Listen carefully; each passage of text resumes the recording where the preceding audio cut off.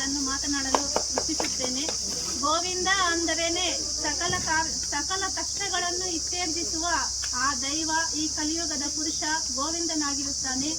ಅದೇ ರೀತಿ ಈ ಗ್ರಾಮೀಣ ಮಟ್ಟದಲ್ಲಿ ಒಳ್ಳೆಯ ಉತ್ತೀರ್ಣ ಅಂಕಗಳನ್ನು ಪಡೆದು ಇನ್ನೂ ಒಳ್ಳೆಯ ಅವರ ಭವಿಷ್ಯವನ್ನು ಉಜ್ವಲಿಸುತ್ತಾ ಇನ್ನೂ ಒಳ್ಳೆಯ ಆಶೀರ್ವಾದವನ್ನು ನೀಡುತ್ತಾ ಈ ಕಿರಿಯ ಕಳಿಕೆಗಳನ್ನು ಕೊಟ್ಟು ಅಭಿನಂದಿಸಿದ ನಮ್ಮ ನಾಗರತ್ನಮ್ಮ ಮತ್ತು CSK ಮಾತಾಡ್ತಾರೆ.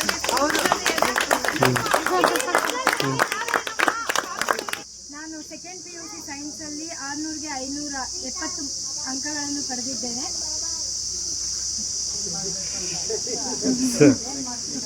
ನಿನ್ನ ಒಂದು ಗೋಲ್ ಇಂದ ಓದಿಲ್ಲ, ಯಾಕಂದ್ರೆ ಅವಾಗ ನಮ್ಮ ಅಪ್ಪ ಅವರೆಲ್ಲ ಅವ್ರಿಗೆ ಎಜುಕೇಶನ್ ವ್ಯಾಲ್ಯೂ ಗೊತ್ತಿರಲಿಲ್ಲ, ಅವಾಗ ಅಷ್ಟು ಏನು ಗೊತ್ತಿರಲಿಲ್ಲ.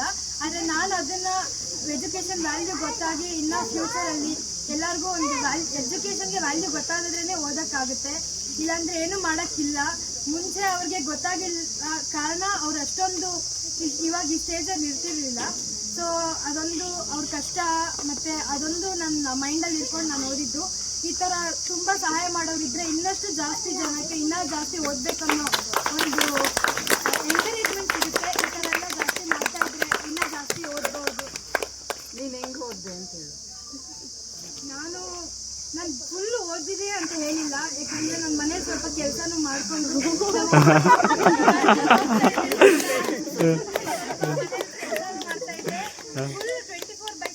ಓದಿಲ್ಲ. ನನಗೆ ಆದಾಗ ಓದ್ಕೊಂಡು ನಮ್ಮ ಮಮ್ಮಿಗೆ ಹೆಲ್ಪ್ ಮಾಡ್ಕೊಂಡು ಓದಿದ್ದು. ಅದು ನಮ್ಮ ಮಮ್ಮಿಯವ್ರ ಕಷ್ಟ, ನಮ್ಮ ಅಪ್ಪ ಅವ್ರ ಕಷ್ಟದಿಂದ ಈ ಸ್ಟೇಜಿಗೆ ಬಂದಿದ್ದೀನಿ ಅಂತ.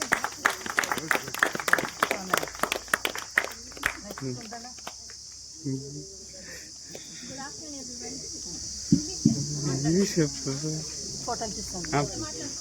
Today I thank everyone who had appreciated that we took. I have scored 602. I have scored well, and I thank everyone who supported me, and my parents and teachers who encouraged me constantly.